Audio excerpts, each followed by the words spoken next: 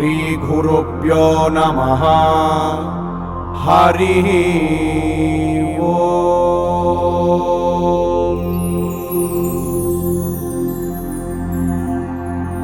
Śrīmad-Bhāgavatam, Canto 4, Creation of the Fourth Order, Chapter 31.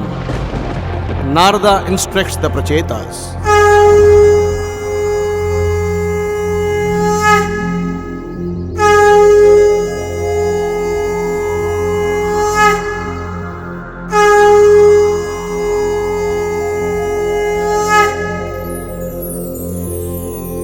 Maitreya उवाच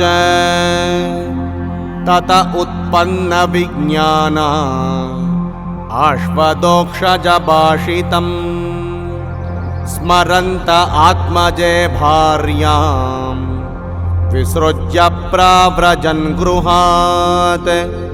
The great saint Maitreya continued. After that, the Prachetas lived at home for thousands of years and developed perfect knowledge in spiritual consciousness. At last, they remembered the blessings of the Supreme Personality of Godhead and left home, putting their wife in charge of a perfect son.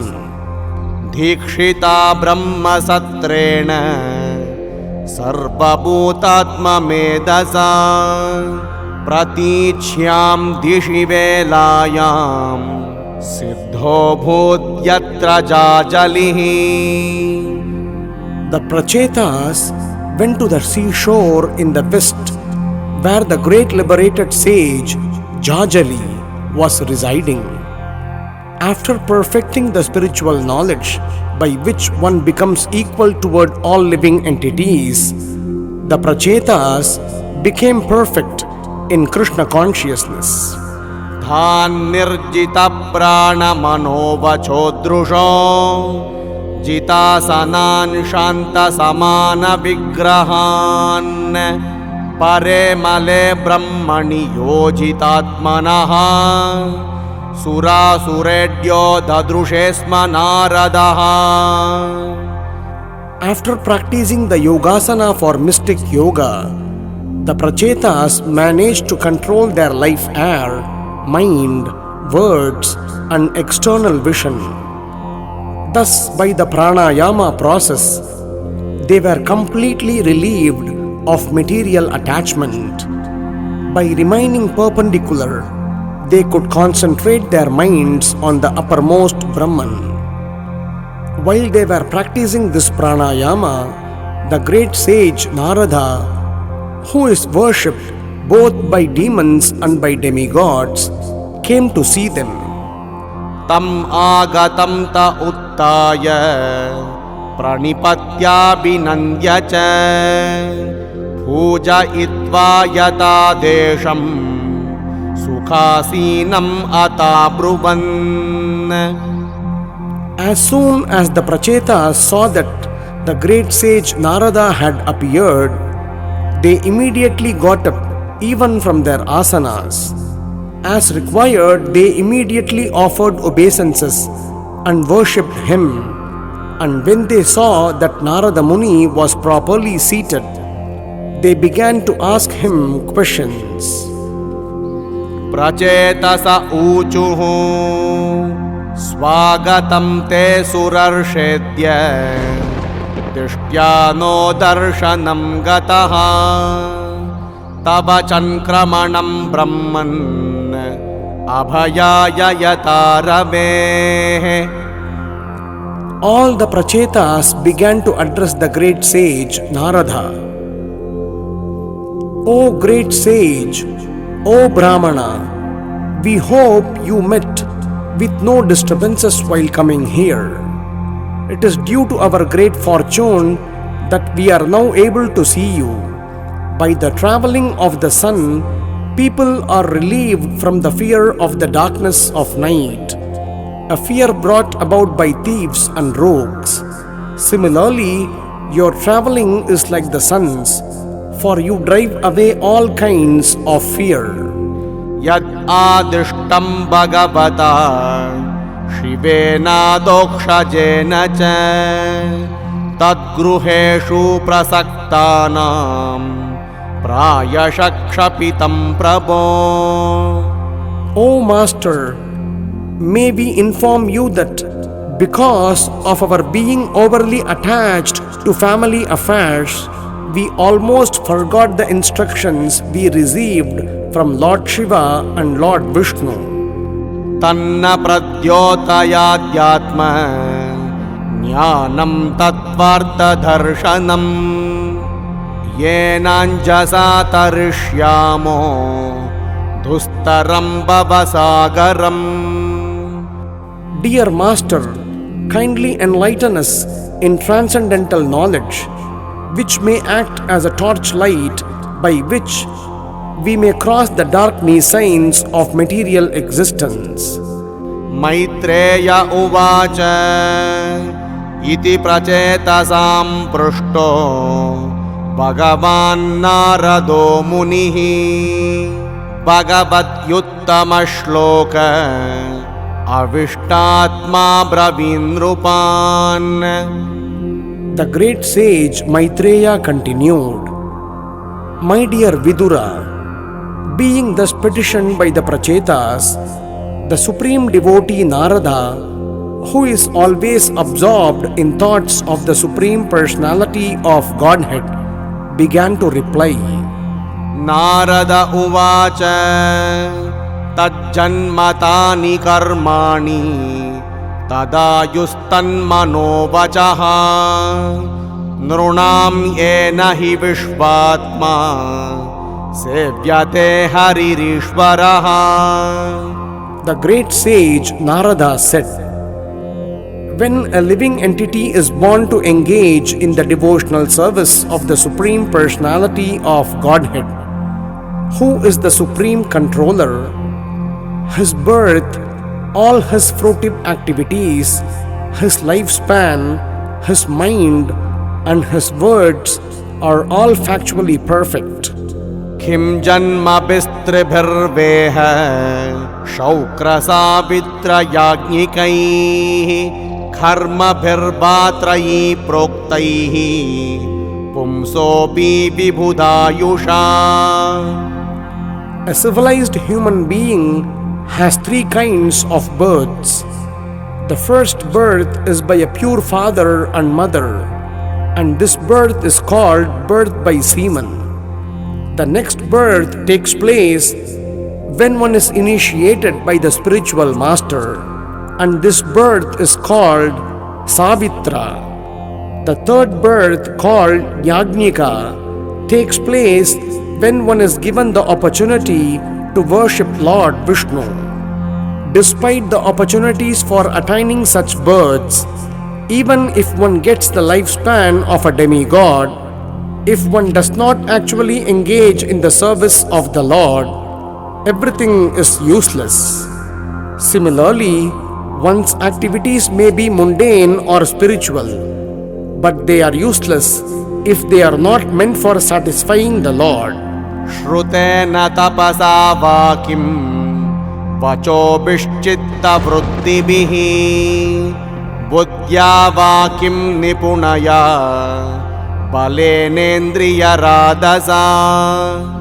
Without devotional service, what is the meaning of severe austerities, the process of hearing, the power of speech, the power of mental speculation, elevated intelligence, strength, and the power of the senses?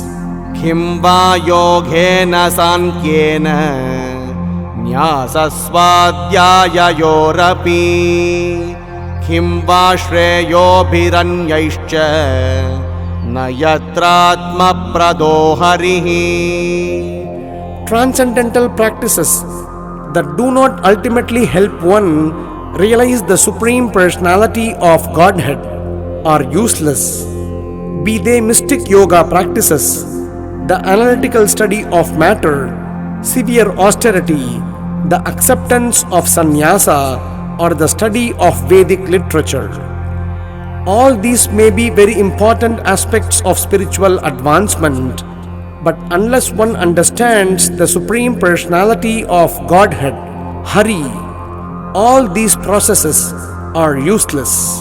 Shreyasam api sarvesham atma hyavadirartataha sarvesham api bhutanam harir atmatmadha priyaha. Factually, the Supreme Personality of Godhead is the original source of all self-realization. Consequently, the goal of all auspicious activities, karma, jnana, yoga, and bhakti, is the Supreme Personality of Godhead.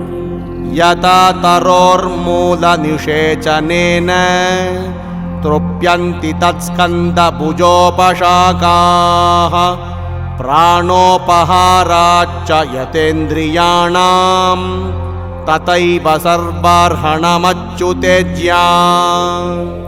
As pouring water on the root of a tree energizes the trunk, branches, twigs, and everything else, and as supplying food to the stomach enlivens the senses and limbs of the body, simply worshipping the Supreme Personality of Godhead through devotional service automatically satisfies the demigods who are parts of that Supreme Personality.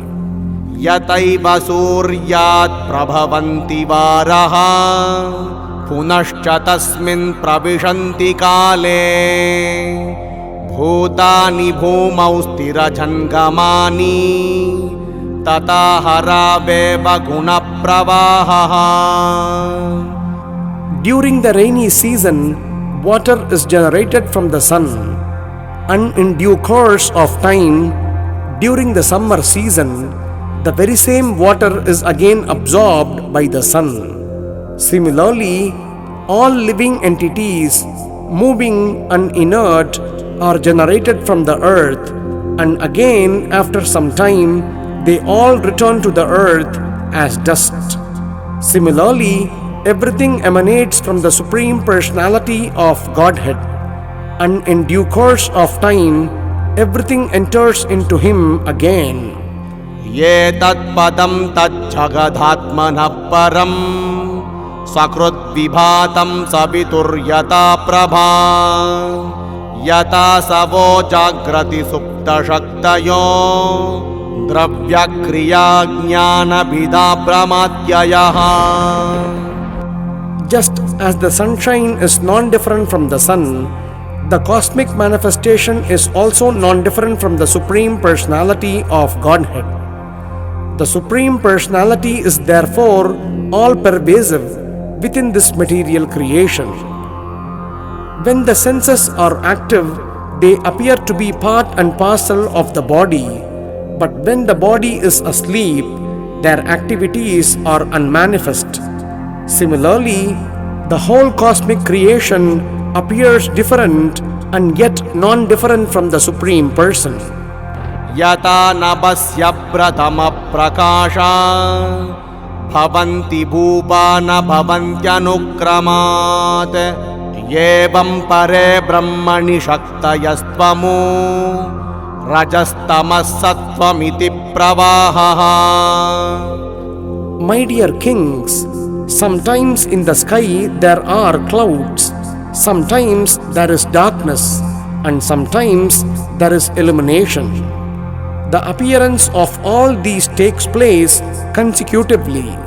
Similarly, in the Supreme Absolute, the modes of passion, darkness, and goodness appear as consecutive energies. Sometimes they appear and sometimes they disappear. Tenaikamatmanamashesha dehinam khalam pradanam purusham paresham svatejasadvasta guna pravaham atmaika bhavena bhajadvamadda.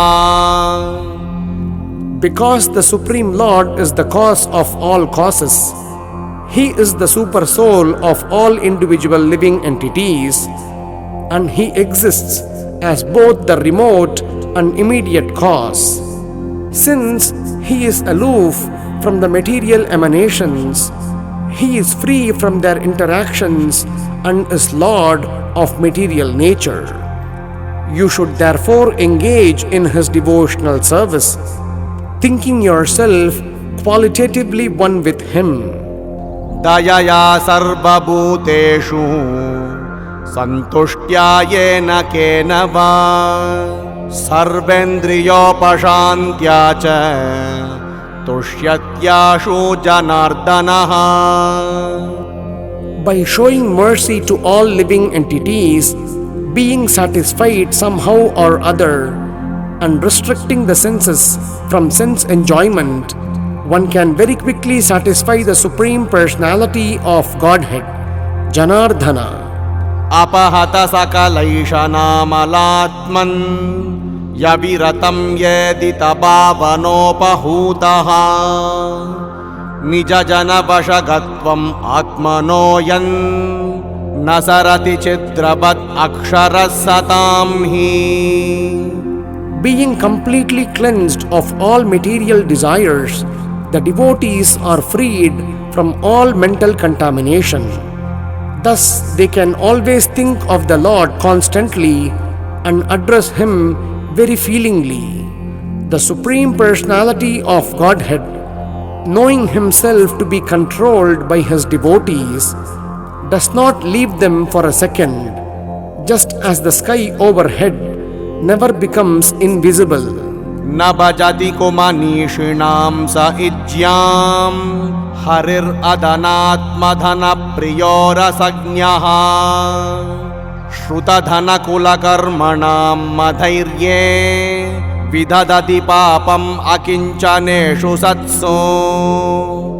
The Supreme Personality of Godhead becomes very dear to those devotees who have no material possessions but are fully happy in possessing the devotional service of the Lord. Indeed, the Lord relishes the devotional activities of such devotees.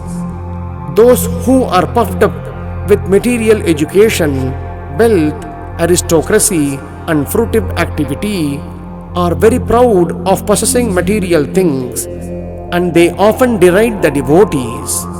Even if such people offer the Lord worship, the Lord never accepts them. Shriyam anucharatim tad artinascha dvipadapatin vibhudhamscha yatsvapurnaha na bhajati nija brutya vargatantraha katamamumudvisrujet puman krutagnyaha. Although the Supreme Personality of Godhead is self-sufficient, he becomes dependent on his devotees. He does not care for the goddess of fortune, nor for the kings and demigods who are after the favors of the goddess of fortune. Where is that person who is actually grateful and will not worship the personality of Godhead? Maitreya uvacha iti pracetaso rajan anyascha bhagavat kataha shravayitva brahmalokam yayau swayambhuvo munihi.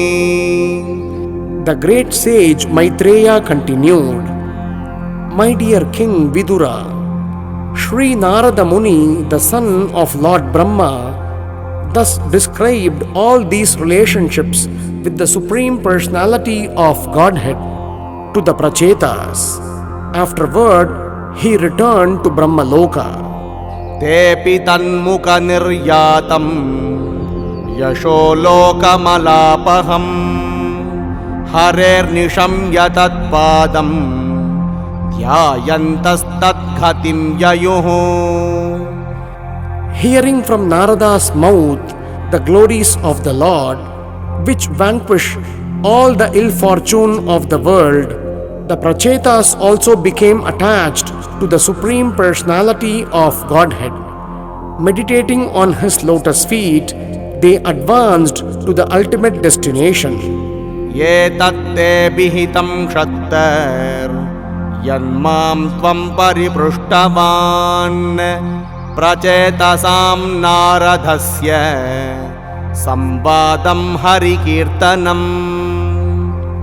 My dear Vidura, I have told you everything you wanted to know about the conversation between Narada and the Prachetas, the conversation describing the glories of the Lord. I have related this as far as possible. Shri Shuka uvacha yayesha uttanapado manavasyanuvarnitaha vamsha priyavratasyapi nibodha nrupasattama. Shukadeva Goswami continued, O best of kings, King Parikshit, I have now finished telling about the descendants of the first son of Swayambhuva Manu, Uttanapada. I shall now try to relate the activities of the descendants of Priyavrata, the second son of Swayambhuva Manu. Please hear them attentively. Yo Naradat Atma Vidyam Adigamya Punarmahim Bhuktva Vibhajya Putrebhya Aishwaram Samagat Padam. Although Maharaja Priyavrata received instructions from the great sage Narada, he still engaged in ruling the earth. After fully enjoying material possessions, he divided his property among his sons. He then attained a position by which he could return home back to Godhead. Imam tu kaushara vinopavarnitam kshatta nishamyajita vada satkatam pravruddha bhavo shrukhala kulo muner dadara murdna charanam hrudahare. My dear king, in this way, after hearing the transcendental messages of the Supreme Personality of Godhead and his devotees from the great sage Maitreya, Vidura was overwhelmed with ecstasy. With tears in his eyes, he immediately fell down at the lotus feet of his Guru, his spiritual master. He then fixed the Supreme Personality of Godhead within the core of his heart. Vidura uvacha soyam adya mahayogin bhavata karunatmana darshitastamasaparo yatra kinchana goharihi. Sri Vidura said, O great mystic, O greatest of all devotees, by your costless mercy, I have been shown the path of liberation from this world of darkness. By following this path, a person liberated from the material world can return home back to Godhead. Shri Shuka uvacha idyanam yatama mantriya viduro gaja sahvayam Swanam didrukshu prayayau Nyatinam nirvrutaṣayaha. Shukadeva Goswami continued, Vidura thus offered obeisances unto the great sage Maitreya and taking his permission started for the city of Hastinapura to see his own kinsmen, although he had no material desires. Ye tat yashrunuyad rajan rajnyam haryarpitatmanam ayurdhanam yashasvasti gatim aishwaryam apnuyat. O king, those who hear these topics about kings who are completely surrendered to the Supreme Personality of Godhead obtain without difficulty a long life, wealth, good reputation, good fortune, and ultimately the opportunity to return home back to Godhead. Hari Om. तत्सत्